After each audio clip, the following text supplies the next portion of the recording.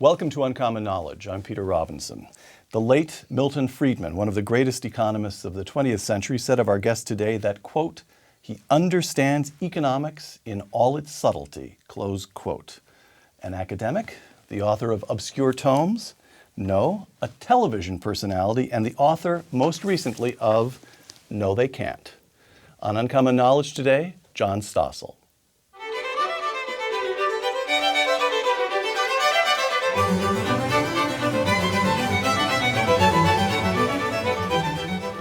Welcome to Uncommon Knowledge. I'm Peter Robinson. Be sure to join us on our website at hoover.org/UK or on Facebook at facebook.com/UNCKnowledge, facebook.com/UNCKnowledge. Joining us today, John Stossel, host of the Thursday primetime show on Fox Business, Stossel. Before joining Fox, Mr. Stossel, a graduate of Princeton, spent almost 3 decades at ABC. He has won 18 Emmys and published 2 bestsellers, Give Me a Break and Myths, Lies, and Downright Stupidity. Mr. Stossel's new book, No, They Can't, Why Government Fails But Individuals Succeed. John Stossel, welcome. Thank you. You brought a sign with you. I want to ask about the sign right away. Okay. Not every guest walks in with a sign, John. I'm a TV guy. I like props. I have this fantasy that the Tea Party will respond to this book. And the No They Can't title is in response to the hysteria last election of, yes, we can. Right. And we can, but we, to them, became government, and I would say, no, they can't. So my fantasy is that there'll be Tea Party people going to state capitals in Washington saying, no, they can't, because they can't. Because they can't. No, they can't. Quote, the natural human instinct is to say, why doesn't the government do something? What government usually does is make the problem worse. Why don't we ever learn? Close quote. Right there, 3 sentences, right at the beginning of the book. You have the grounds there for at least one thesis in American political theory. First of all, why is it the natural human instinct to say the government, somebody ought to do something? I think because we grew up with mommy and daddy who run our lives. And then our ancestors grew up in clans of 50, 100, 200 people, where if you didn't listen to the clan leader, you were dead and didn't give birth to us. You had to harvest the fruit when he said it was time to harvest the fruit, and those who did live to give birth to us. So we're programmed to take orders from Washington. We want to. And also, we have lives. Life is complex. I can't get my brain around how you build a sewage treatment plant myself. My instinct is to say, let them do it. And Thomas Jefferson said it's the natural progress of things for government to grow. All right. You organize No, They Can't around several dozen very compelling summary statements. And every summary statement takes the form, what intuition tempts us to believe and what reality has taught me. So let's take a few right at the top here. No, they can't. Quote, what intuition tempts us to believe, when there's a problem, government should act. What reality taught me, individuals should act, not government. Close quote.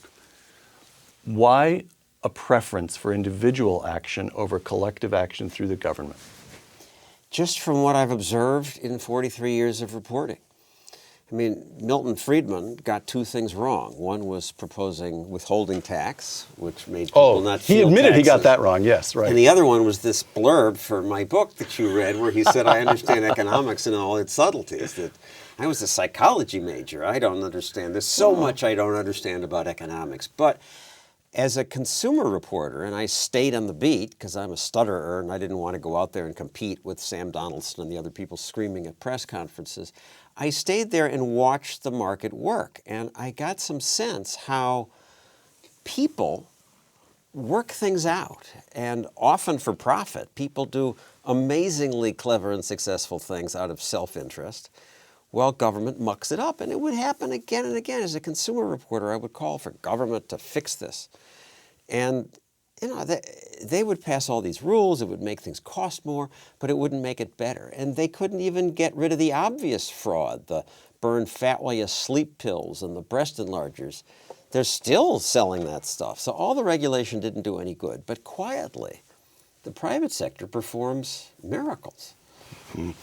No, they can't. Once again, what intuition tempts us to believe, someone needs to plan, and the central planners know best. What reality taught me, no one knows enough to plan a society. John, you quote Friedrich Hayek, a pal of Milton Friedman, while we're talking about Milton Friedman.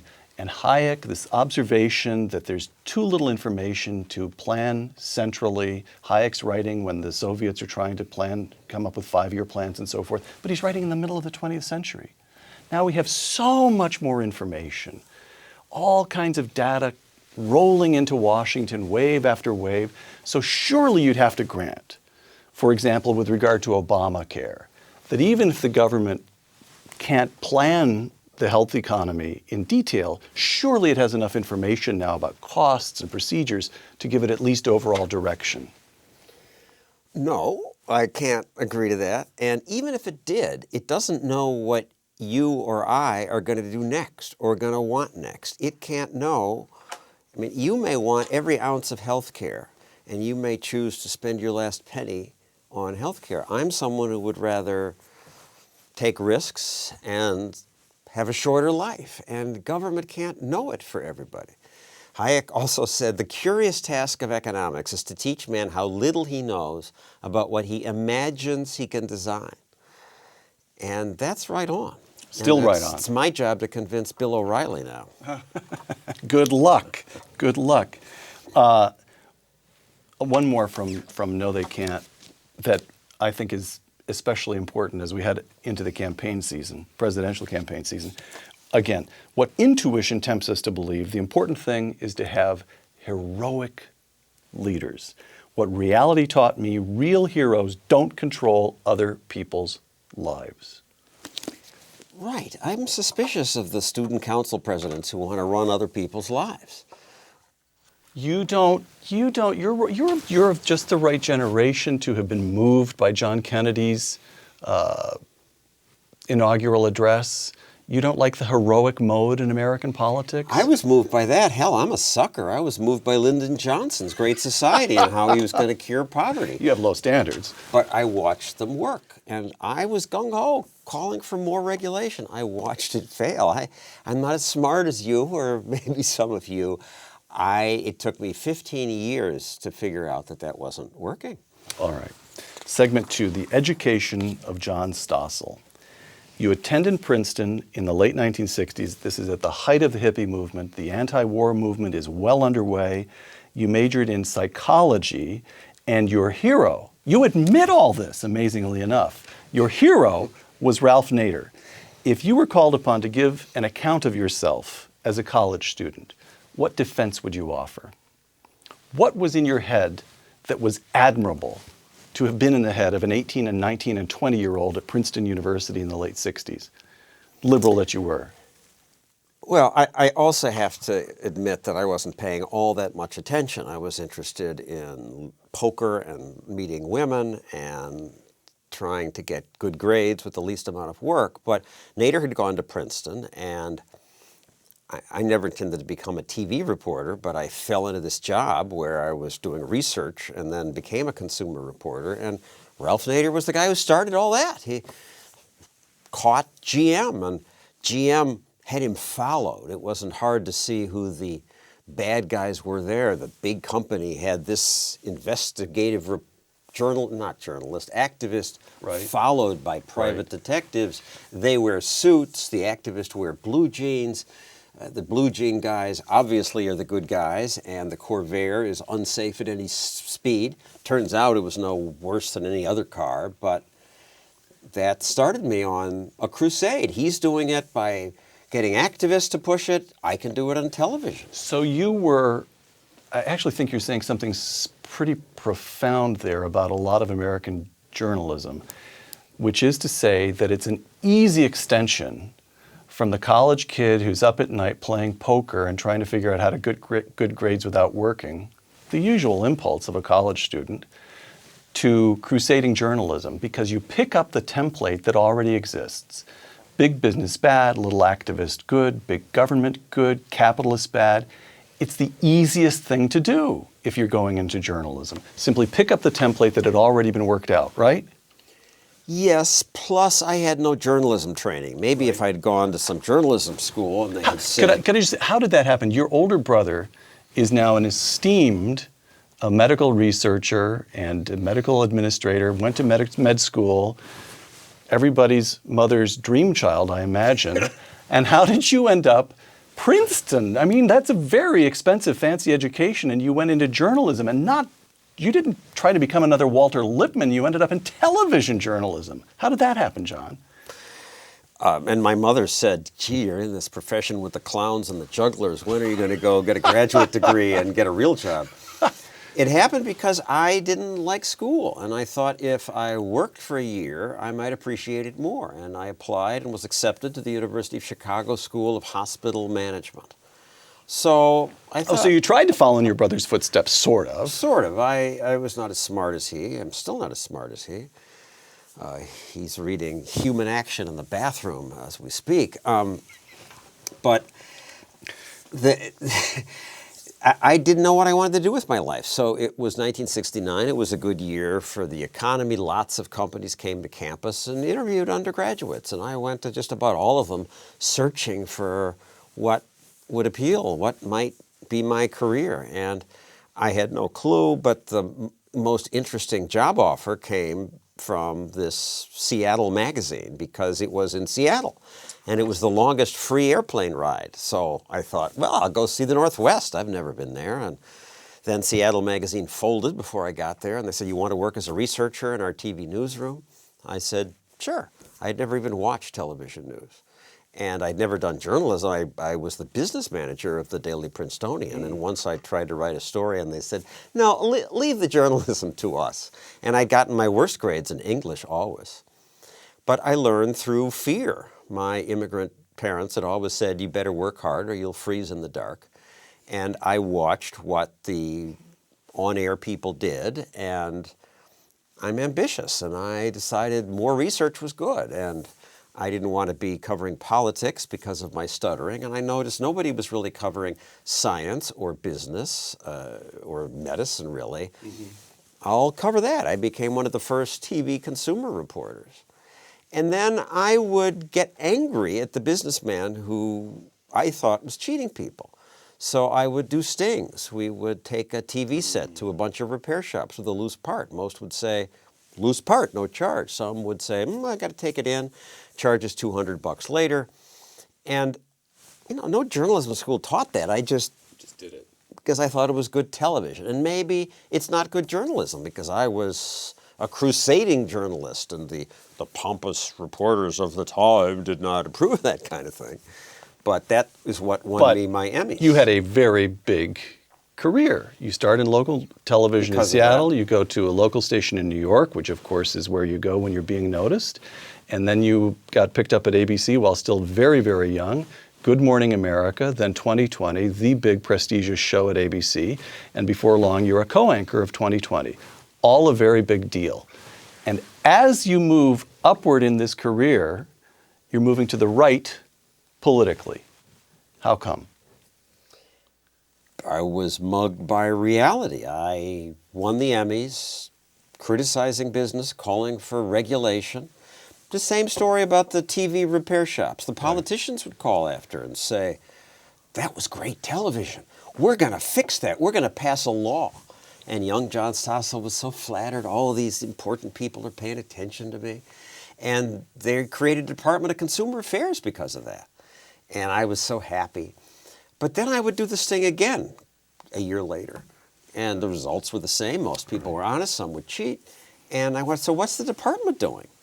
And I'd go there, and there were a bunch of dreary desks and people filling out forms. And now they were licensing all repair shops. And that sounds good. We like licensing. We license drivers. We license dogs. It makes people feel safe. But they weren't improving the quality. What was going on? So I saw that it made everything cost more. And now if you wanted to run a repair shop, you had to hire a lawyer just to understand the rules. If you were an immigrant, maybe you couldn't do it. You had to go underground, or you didn't do it at all. And it didn't make it better. And I saw it again and again. They weren't stopping the consumer fraud. Then I thought, aha, the trial lawyers will do it because they have real clout. I can just tell people. They can make them pay. and compensate the victim. I'd refer people to trial lawyers because consumers now were calling me and saying, this person ripped me off and so forth. How am I going to solve this? Government, no. Trial lawyers. Then people would call and say, my lawyer ripped me off. So I looked at the conservative press. I looked at National Review. And they seemed at the time to be wanting to police the bedroom and police the world. And that didn't appeal to me either. I had grown up in the New York Times. They no longer made sense. National Review didn't fully make sense to me. I discovered Reason magazine, the libertarian magazine. And that was an epiphany. It was, oh my goodness, these people really get it. And they understand it better than I. And they're talking about Locke and John Stuart Mill. I read them in college, but I didn't connect these dots. And then I realized there was another truth out there. And I read a little more, and I became a born-again free marketer. 28 years at ABC, and one of the summary statements in No They Can't is as follows. What intuition tempts us to believe big business runs the media, so the media support big business. What reality taught me, the media hate business. Close quote. The kind of people who go into journalism don't like capitalism. And people at universities don't like capitalism. I'm trying to figure out what this is about. At first I thought, well, it's because the college professor, his slightly stupider roommate, went into business and makes more than he does, so he's envious. Resentful, right. And the wealth disparity makes people uncomfortable. It's a byproduct of freedom. If you have a free market, some people are going to get absurdly rich and others don't have that. But then I thought about the kings and queens of old Europe. And they have vastly more wealth than the average person, yet they weren't hated, they were revered. But people hated the bourgeoisie. They gave them that nasty name. They hated the very people, this is a Thomas Sowell insight, they hated the very people who sold them the things they needed to make their lives better. So I'm trying to think, what's that about? And there's all this hatred of me at the same time, because I live in Manhattan. Somebody came up to me on the street and said, you John Stossel? Yes. I hope you die soon. And at first I thought it was because they considered... By the way, you write that Peter Jennings, when you passed in the hallway, Peter Jennings would avert his eyes. And more dramatically, he would go. Oh, really? Because I was an embarrassment to ABC News, because I was not objective. So do they hate me because I'm a conservative? And where I live, that's like being a child molester. It's the worst thing you can be. But I'm a libertarian. I'm a lousy conservative. I think homosexuality is just fine, and drugs should be legal, and gambling and sex work between consenting adults. So I would thought the liberals would like me, but they're so angry because I'm a consumer reporter defending laissez-faire capitalism. And why are they so threatened by that? And I think it's because intuitively you think of business as a zero-sum game, or liberals do. Right. So if Bill Gates got a lot of money, we must have less. If somebody makes a profit, I have less. That's why they hated the bourgeoisie. They don't understand that business is win-win. Segment 3, the economy, the government, and us. No, they can't. What intuition tempts us to believe, government can get the economy moving again. What reality taught me, government does not spend money better than individuals do. Close quote. Explain that. The economy is not like an orchestra that needs a conductor to start, or a car that needs jump starting. An economy is people with needs. And if you leave them alone, they will do amazing, wonderful things to achieve those needs. I mean, we take them for granted. We take it for granted that a supermarket has 30,000 products, and they're all cheap, and it's well lit, and it's open 24/7, and they rarely poison us. People do stuff if we don't get in the way. And the Keynesians in the administration were saying, we can spend money better than the private sector can.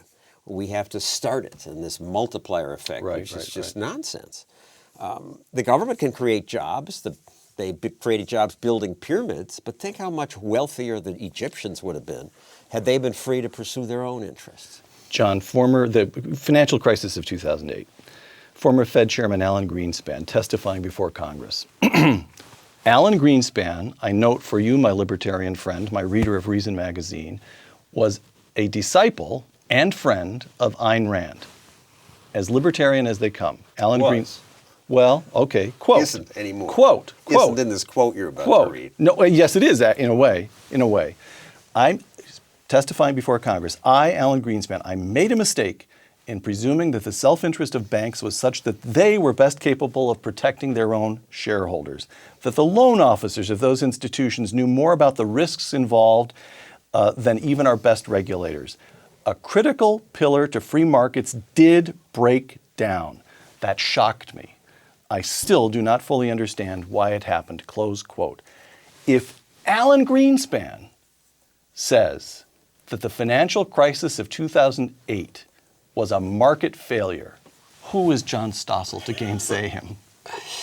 And who's John Stossel when Hank Paulson and Tim Geithner and all these very smart Wall Street experts say they had to bail these people out? Yeah.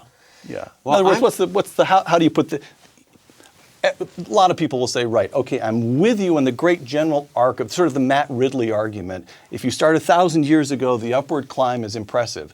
But come on, John, we've got problems with capitalism. It needs adjustment. It needs oversight. Latest example, 2008. And John Stossel replies, the oversight won't work.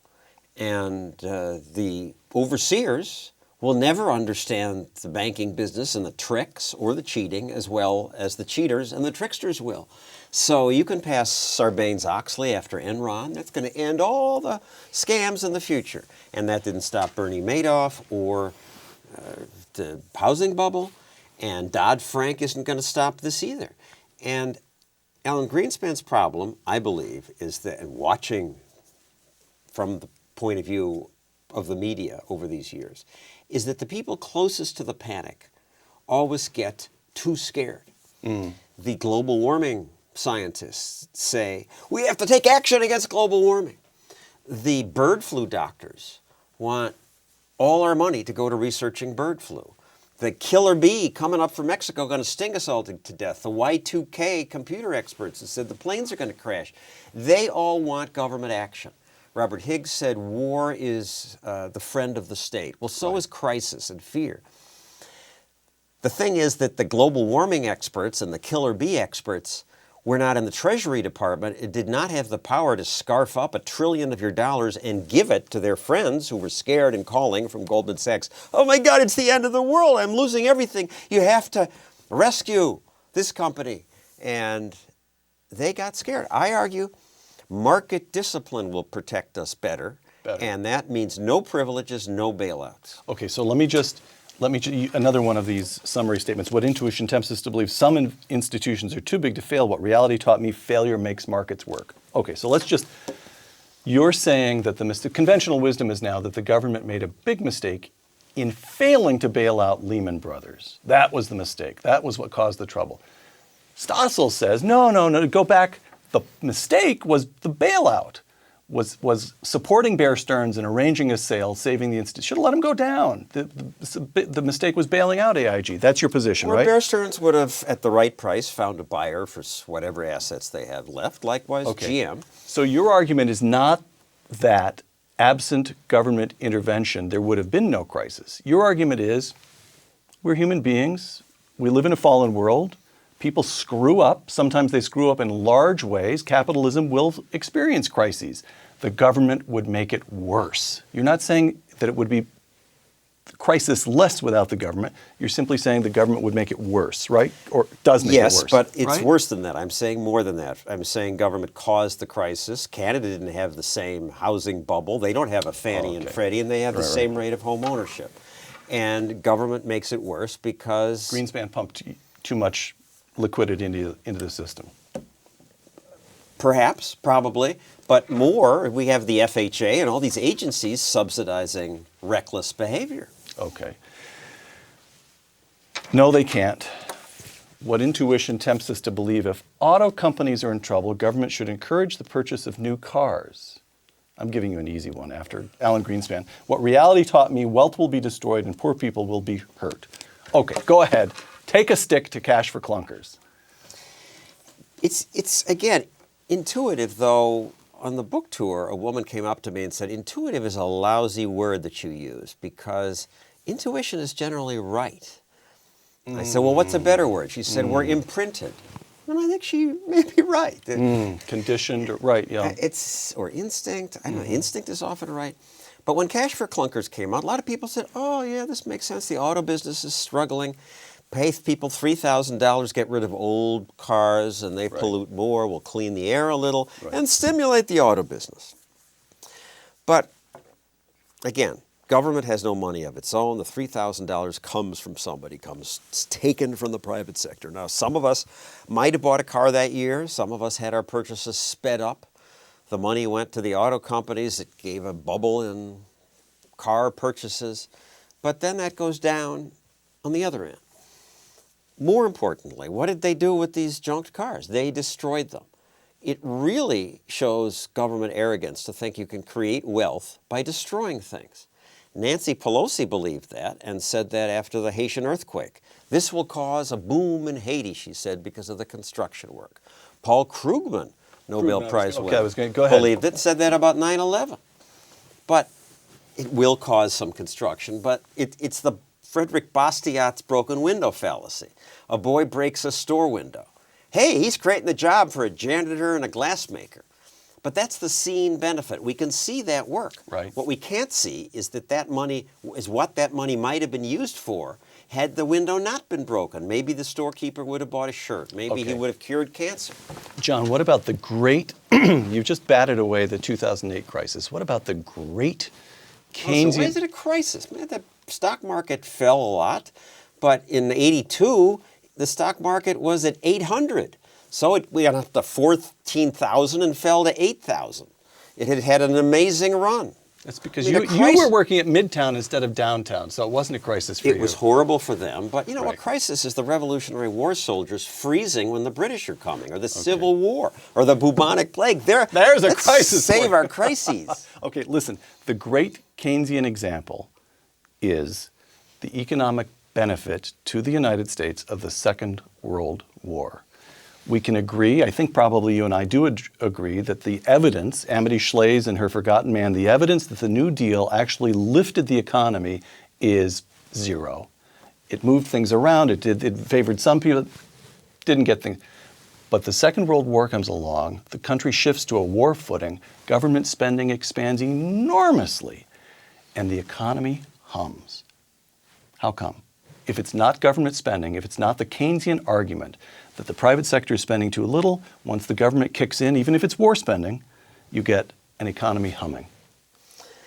It's a great question, and I'm not a student of that. My understanding is you had great national purpose, people worked together. The economy really started humming after the war. You may remember, you may have read that when the soldiers were all coming home, people said unemployment is going to be hugely high, and yet it wasn't.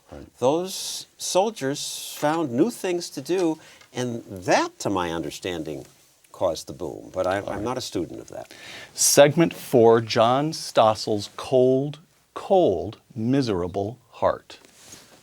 No, they can't. Quote, my wife used to complain, I'm interested in that, used to complain that libertarian reasoning is cold-hearted. Since markets produce winners and losers, and many losers did nothing wrong, market competition is cruel. She had a point, didn't she? Market competition is cruel. There are winners and losers. But that's better than the alternative where there are only losers. All right. The President of the United States on simple fairness. And you pay close attention to this, please. That means we have to make choices. When it comes to paying down the deficit and investing in our future, should we ask middle-class Americans to pay even more at a time when their budgets are already stretched to the breaking point? Or should we ask some of the wealthiest Americans to pay their fair share? That's the choice. The Buffett rule. The Buffett rule. Rich people should be asked to pay at least the same proportion of their income as middle-class people.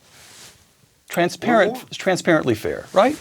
It sure feels fair, and I think it's a good political selling point. It's a much harder point to say they're not going to pay it no matter what, because the rich people are going to hire accountant and lawyer tricksters to escape it or move out of the jurisdiction. Or worse, they're going to do less, and some of them are the golden geese who provide opportunity for poor people. My response to, and these are much tougher things to say in simple politics. It's a tough battle. Obama is very clever.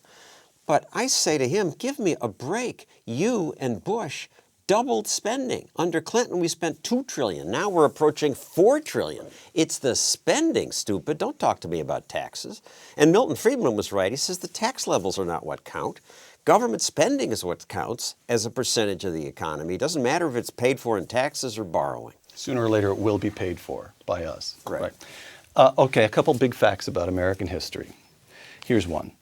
Ronald Reagan, broadly speaking, cut taxes and rolled back regulations, and the economy boomed. And then Bill Clinton resists the left in his own party, essentially ratifying, he raises taxes a little bit, but he's essentially ratifying the Reagan program of relatively low tax regime, relatively limited regulation, and the economy continues to boom. So we get, in some modest way at least, the John Stossel program 25 years ago, and we get 25 years of economic growth as a result. And now we have Barack Obama saying Obamacare is a good thing, extending government control over 1/6 of the economy, and by the way, we need higher taxes. Democracy just doesn't work. We don't learn. We don't learn. We have the example before our very eyes, and we refuse to learn from it. Cheer me up. No, I'm not going to argue with you. It's upsetting to me. Thomas Jefferson said the natural progress of things. Government grows, liberty yields. So against that lamentable fact, which distresses both of us, you have the rise of the Tea Party.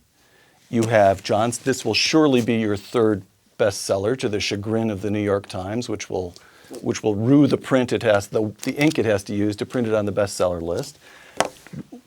Do you sense the country in this election year moving into a kind of rebellion against this huge state, or at least against Barack Obama? That's not the case, though, is it? It's a close call, is it? It's a close call, and the betting has Barack Obama likely to be reelected. The Tea Party was exciting, and some were holding the Constitution. Really, we're going to go back to that? I didn't even know people were interested. And looks as though the Supreme Court might even go back to it, if you listen to the oral arguments on Obamacare earlier. But a lot of Tea Party people say, don't cut my Medicare, and nobody wants their programs cut. On the other hand, the positive side, I didn't think welfare reform was possible. Right. And we don't have to stop the growth of government. We just have to slow its growth. We could grow our way out of this. And Paul Ryan issues his budget plan. He gets portrayed as pushing grandma off a cliff. And in 7 months since he did that, the country's changed. Now he says, my plan was too timid. I'm ready to do a little more. So there's some movement. Right. Okay. Here's another big fact about American history. From the New Deal on, federal welfare spending has increased in real terms every year. Even during the Reagan years, they shrink the growth rate, but there's no actual cut in welfare spending. It just keeps growing. And Milton Friedman told us why. Milton Friedman and James Buchanan and others have told us why. It's built into the structure. You talk here about intuition, what's built into us. There's something that's built into the structure of the government. Namely, a special interest will always have it in its interest to lobby for a more government. If you're GM, you're very happy to get bailed out. If you're Goldman Sachs, you're very happy to get bailed out. If you're this or that insurance organization, you're very happy to cut a deal on Obamacare. If I'm a cotton farmer, I'm going to fight for my subsidies. Absolutely if right. I'm a consumer, I'm only paying $1 or $2. And that's it's not quite the problem. Intuition is wrong because this is something where the rational actor who is responding to reality, this interest group, that interest group, the other interest group, they correctly judge it to be in their interest to push for more government. So what do we do about that? You're depressing me. I don't know what to do. Jonathan Rauch called it demosclerosis. All I can think is there is one thing we can do to stop this. Buy everybody a copy of No They Can't. Okay. Get me on the bestseller list with Rachel Maddow, and then the book gets discounted and these ideas get out. Okay, so here's one more. This is the question. It's still a question. I don't know I mean, we've moved to the portion of the program where we're asking questions where I really don't suspect that I know the answer. I really just want to hear what you have to say. So set Barack Obama aside for a moment. I feel like Hannah Youngman. Take my wife, please. Set him aside, please. Chris Christie in New Jersey takes the unions on frontal attack, and his ratings are now up. Bobby Jindal attacks the bureaucracy in Louisiana, and he gets reelected by some 70%. You see governors taking Mitch Daniels in Indiana, now I think he's in his 7th year, he's deep into his 2nd term, cuts taxes, gets a constitutional amendment to lower property taxes permanently, and the guy's ratings are in the 60 or 70%. So why does it work at the state level, at least when there's a governor who has real guts? Ronald Reagan at the federal level. But I mean, I'm glad. But now see, here's the problem. We're creeping toward wanting heroes, and you've already told us we shouldn't be looking for heroes. Well, we need a strong person to cut. That's true. We shouldn't think of them as heroes, but we want a strong person to cut, and also Canada cut, and Luis Fortunio in Puerto Rico fired 20,000 workers. Scott Walker in Wisconsin, all that fuss. He didn't fire anybody. And when I interviewed Fortunio, he said, my advice to politicians, do it early in your term, like a Band-Aid, rip it off. And then, like with Reagan, we will, people don't want to see cuts. People don't want to see public sector workers fired. I do, but normal people don't. But they notice results. Right. So then we researched it. Yeah, I mean, there were these people you mentioned, and John Engler of Michigan. Right. And we couldn't find anybody else in recent history. So I hope Fortunio gets to be popular. In Canada, it was a liberal government to do it. It was like Nixon going to China. Right. Okay, segment 5, our last segment, John. War and Peace. No, they can't. What intuition tempts us to believe, lunatics want to murder us, so we must kill them over there before they kill us over here. What reality taught me, such thinking leads to an overextended military, close quote. So here's where we probe the extent to which you as a libertarian are willing to make common cause with conservatives, and the extent to which, nope, you really are a libertarian, and that leads to different conclusions. So are you with Ron Paul? The war in Iraq was a terrible mistake, and we should get out of Afghanistan as fast as we can? I mean, I cringe to say this on your television show, but yes. Okay. And to be clear, Ron Paul also says, if we get attacked, attack back. Right. And we were right to attack Afghanistan for harboring Al-Qaeda. And I also begin the chapter by saying, I'm nervous about this one. I'm not a student of the military, but I'm just a guy who watches government fail. The military has a brownie recipe that's 25 pages long. Government is inefficient at everything it does. Why would nation building, why would defense be different? Okay. Now, because I so like you and admire your work, John, I'm going to work really hard to find, but you would grant this much, I think. Excuse me. You would grant this much, I hope. Even our joint hero, Milton Friedman, would say that defense is one of the few legitimate duties of the federal government. Absolutely. Okay. We need a strong So isn't military. it the case, I'm just hoping that we can agree on a kind of little tiny piece of intellectual framework here. Isn't it the case that whereas when it comes to domestic spending, if you're not sure of the right amount to spend, you should for sure err on the side of spending less. Defense is different. If you're not sure of the right amount to spend, you ought to spend more. Don't you think? Sure. Okay. But great. we need to reevaluate the mission. I mean, it's an automatic pilot, the same amount every year, Army, Navy, Air Force, just about. 30,000 troops in South Korea, they're freeloading off of us. 30,000 in Japan, 50,000 in Germany. Still, right. Why? Yeah, okay. The current political scene. I have to note, by the way, that in No They Can't, you're as rough on Republicans as you are on Democrats. And you note that under George W. Bush, the Republicans engaged in the biggest increase in discretionary domestic spending since Lyndon Johnson and the Great Society. And he hired 9,000 new regulators. Did he? I didn't. Okay. So, the current scene. During oral arguments earlier this spring on the constitutionality of Obamacare, Supreme Court Justice Anthony Kennedy made the following observation. When the federal government tells the citizen he must purchase insurance or face penalties, then, quote, that changes the relationship of the federal government to the individual in a very fundamental way, close quote. You'd agree? Yeah. Okay. So, how much of a problem is it that Mitt Romney enacted an individual mandate in Massachusetts and was willing for the state government to do what Justice Kennedy said the federal government could not do without altering the relationship with the citizen fundamentally. It's a problem for him. It is a defense, the defense he uses, that we've got 50 states. Don't we have 50 laboratories of democracy? You're comfortable with that? Well, no, I think the mandate is a problem. I mean, the Supreme Court, what they once ruled is this poor wheat farmer in Kansas, was it? He wasn't free to grow more wheat on his own land that he didn't even sell because it might affect the price elsewhere. And they get to control that? I mean, if the Supreme Court is now waking up and say this changes the relationship, good. Okay. Overdue. See, what I'm poking around for here we have this marvelous. By the way, I should state that it's beautiful. Like beautiful. I did like the book. It is really. I keep quoting these summary statements, but the argument, the research, it's a really wonderful book, John, and it's an indictment. And what I'm trying to probe for here is how do you use the political system to fix some of this stuff? And so what I'm looking for here is the Stosselometer. How enthusiastic can you be about Mitt Romney as the Republican nominee? I know you're libertarian. You'd prefer Ron Paul.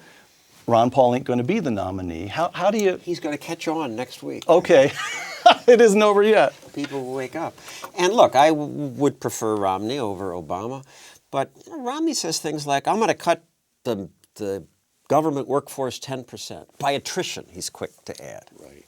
I mean, by attrition, it's then the bad people stay, the good ones leave. That's not management. He's so afraid of making hard decisions. Jack Welch, when he ran GE, said it's the job of a manager to identify the bottom 10% and get them out. Right. It's creative destruction. But Romney, at least, wouldn't bloat government more, as President Obama continues to propose. Okay. A little hard to get elected if the slogan is Romney, he's not as bad as the other guy, though. All right. Maybe not. Again, individuals should act, not government. So let me probe you again. How should individuals who read this book think about their relation to the American political system? And this is on my mind because it's a conversation I had just a week ago with a friend who is a high-tech mogul, started a big company here, and like many of us, he's distressed about the state of affairs here in California. And I said, well, what do you intend to do about it? And he said, oh, nothing. I wrote off California years ago. Every bit of my energy I put into my company. I've thought that's not just for profit, it's the best way I can do good in the amount of time that I have left to me. Well, on the one hand, that's a very bracing statement of the libertarian point of view. On the other hand, if all the good guys withdraw from politics, things get worse immediately. So what do you say about that? Well, he's good at business, so he has a good argument to say, I'm good at helping people by expanding my business, and that's wonderful. That creates jobs and profits, which do good things. But you're right, we need participation. We need activists. That's why I'm saying, yeah, we got to participate in politics. Go tell them, no, they can't. And maybe when we watch other countries blow up, and maybe California and Illinois will be our example of failure. Oh, thanks a lot. We're doing a good job of cheering each other up here, John. No, they can't. Now, last question, or a couple of questions here. Quote, it didn't take me long to understand, you're talking now about getting started in your career in television, didn't take me long to understand that almost every news story should draw attention to some terrible problem, homelessness, illegitimacy, the crack cocaine epidemic. There was almost always just one answer, government should do something. That was the template for television journalism. Still is. And it still is. So what's your advice to the, I don't know, for all, let's just posit that there's a senior at Princeton graduating this June who's interested in journalism and wants to be like John Stossel. What's your advice? Learn economics and look around. See the miracles the private sector does. That you can stick a piece of plastic in the wall and cash will come out.